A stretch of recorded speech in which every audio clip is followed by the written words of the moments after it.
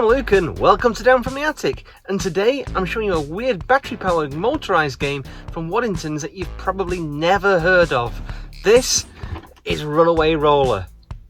Let's get this thing down and have a look at it.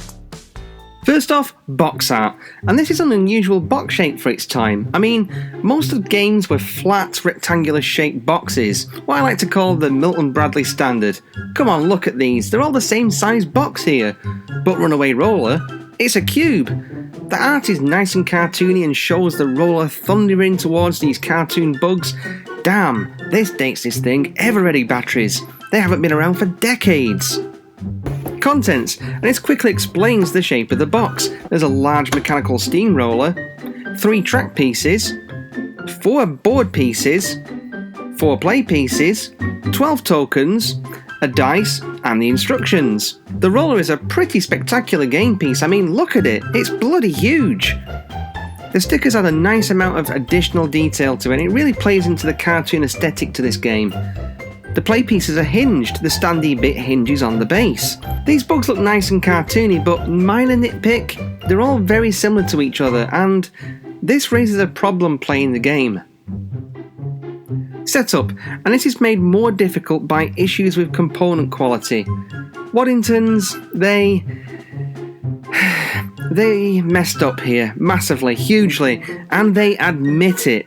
The 3 track pieces slot together with the jigsaw piece connectors and you assemble the 4 board pieces.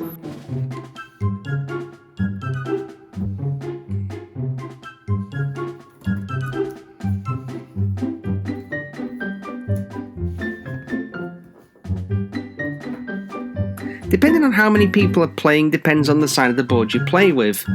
And here comes the design flaw. See these holes? See these pegs? You'd think that you'd just slot the track into the board, right? It's okay, any normal person would think to do that. Nope. No. Because these don't fit. Either the pegs are wrongly spaced or the holes are wrongly punched out, but this doesn't fit. And this piece of paper in the box tells you not to do this because it can break the track. They messed up, and they didn't bother to fix it. Tut tut, Waddingtons. Tut tut. So, fit the track in as best as you can, and place the roller on the track at the start, making sure it lands on these teeth. Players place their bugs in the start position and take 3 life tokens, and we're ready to play. I have to say the game looks really nice, it certainly has table presence. Roll to see who goes first, and the game begins.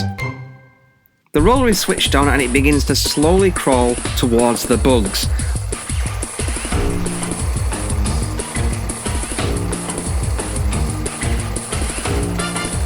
Roll to move and you're going to be quickly rolling and moving your bug away from the impending squelch of the roller. This is a fast moving game, it's frantic.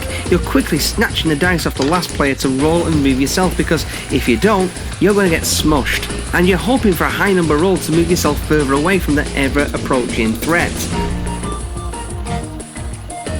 Ah, it's going to get me. Oh great, I got a 5.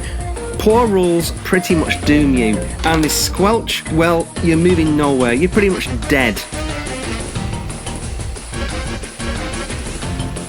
The roller will roll over your bug, flatten it, and it spits it out underneath. The backside of the play pieces show a mangled, crushed bug.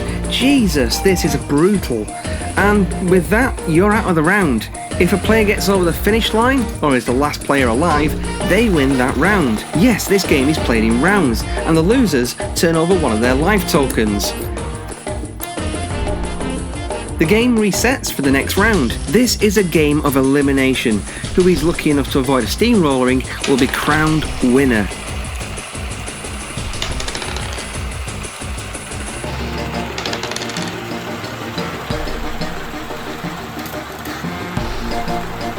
The roller is incredibly noisy, and this is really not surprising. It's a big battery-powered motorised toy rattling along a track. It's going to be noisy. It's just something you're going to have to put up with whilst playing this game.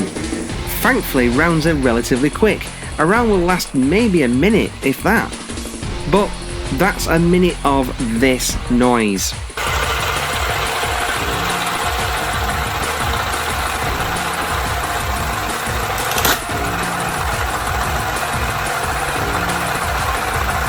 The other issue is with the play pieces. I wish they'd been moulded out of different coloured plastic for each player, because the artwork on each is far too similar.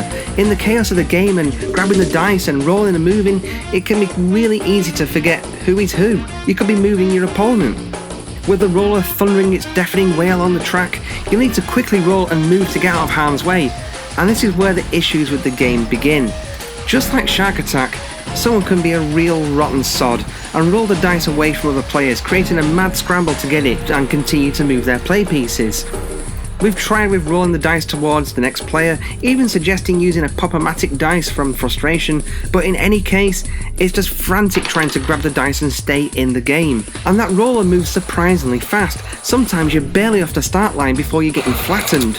And playing this with my family and friends, we wondered if it's too fast. And ever-ready batteries, they were trash. I mean, they were poor batteries.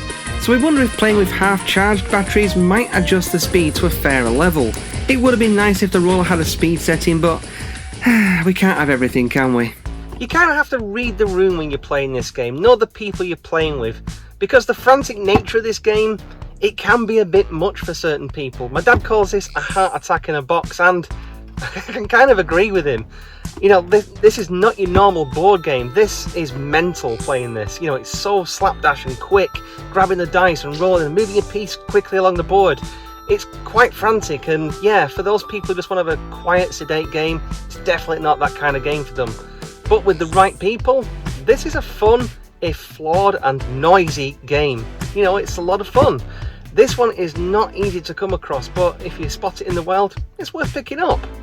Well, as always, I'm Luke, thanks again for watching, and I'll talk to you again soon. If you like what I'm doing here, consider liking and subscribing, comments are always welcome, and I'll see you in the next video.